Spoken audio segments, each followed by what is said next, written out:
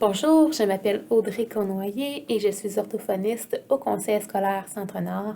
Donc, pour la prochaine vidéo concernant la communication alternative et améliorée, je voulais aborder les facteurs que l'équipe vient considérer lorsqu'on décide qu'on veut implanter un outil de communication, puis voir comment on va faire. Donc, les facteurs à considérer pour l'implantation de l'outil de communication. Je dirais qu'il y a 3 facteurs principaux qu'on vient considérer, soit pour le choix de l'outil de communication, puis aussi comment on va s'entendre en équipe pour implanter l'outil, puis faire en sorte que ça marche.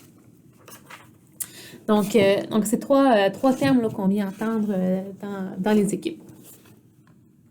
Donc, les 3 facteurs, on a les partenaires de communication, on a aussi les contextes de communication, puis on a aussi les fonctions de communication. Donc, en gros, les partenaires de communication, ce sont les personnes avec qui l'élève parle au quotidien, que ce soit des personnes qui sont fréquentes, donc les parents, ça va être fréquent que l'élève va parler avec ses parents, l'enseignant, ça va être une personne fréquente, ses amis proches, ça va être des personnes fréquentes. Donc, c'est des partenaires de communication qui sont super importants. Puis, on a aussi des partenaires de communication, donc d'autres personnes avec qui l'élève a à communiquer, mais moins fréquemment.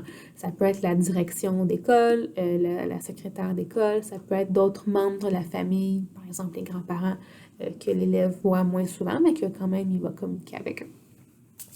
Donc, c'est un élément qu'on va considérer. Donc, quand on va planifier, OK, quelles sont les personnes importantes avec qui l'élève doit communiquer. On va aussi analyser les contextes de communication. Donc, ça, c'est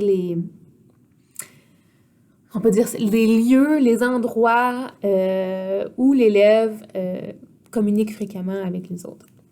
Donc, des contextes qui nous viennent souvent en tête, c'est à la maison, quand il est avec ses parents, ça c'est un contexte de communication. À l'école, on a plusieurs contextes de communication. On peut avoir dans la classe, qui est un contexte. On a dans les corridors, qui est aussi un contexte. J'ai aussi mis un arbre ici à la récréation, quand il est dehors. C'est aussi un autre contexte où l'élève va communiquer avec les autres. Puis, donc, là, j'ai nommé 3 exemples ici, mais là, on pense à l'extérieur, là, quand il va au restaurant ou quand ils sont au magasin. Donc, on a plein de contextes à considérer, mais nous, on veut savoir quels sont les contextes les plus importants pour l'élève. Puis, finalement, la dernière chose qu'on va considérer, ce sont les fonctions de communication. Donc, ça, les fonctions, c'est pourquoi l'élève communique ou qu'est-ce qu'il a à communiquer? Quelle est la raison pour laquelle l'élève veut s'exprimer? Donc là, ici, j'ai noté quelques exemples pour m'aider, mais il peut vouloir communiquer pour demander un objet ou demander une action, que l'adulte fasse quelque chose pour lui. Donc ça, c'est des fonctions qui sont assez fréquentes. Mais on a aussi, ça peut être de donner une directive ou raconter qu'est-ce qu'il a fait de sa fin de semaine, raconter des blagues, dire des commentaires sur quelque chose qui arrive en avant de lui. Il peut vouloir complimenter quelqu'un, son enseignant ou des amis. Il peut vouloir s'excuser s'il est arrivé quelque chose puis que c'est de sa faute. L'élève peut aussi vouloir demander des clarifications. Donc, j'ai pas compris. Est-ce que tu peux me réexpliquer? Donc, ça, c'est toutes des raisons pour lesquelles les élèves veulent s'exprimer. Mais quand on veut implanter un outil, on veut savoir. Donc là, ces temps-ci, qu'est-ce que l'élève a souvent besoin de dire? Ah, ben là, souvent, ces temps-ci, il se chicane avec ses amis, fait qu'on aimerait ça qu'il soit davantage capable d'exprimer, de raconter le conflit à l'enseignant, puis de s'excuser. C'est ça qui est important pour nous. Et qu'on a la fonction de communication là, qui va être importante de travailler, là, ça va être par rapport aux chicanes de la récréation.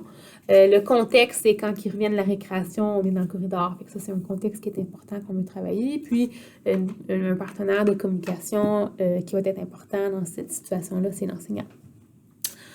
Donc, un exemple pour 3 facteurs qui sont importants à considérer en équipe lorsqu'on veut implanter un outil de communication.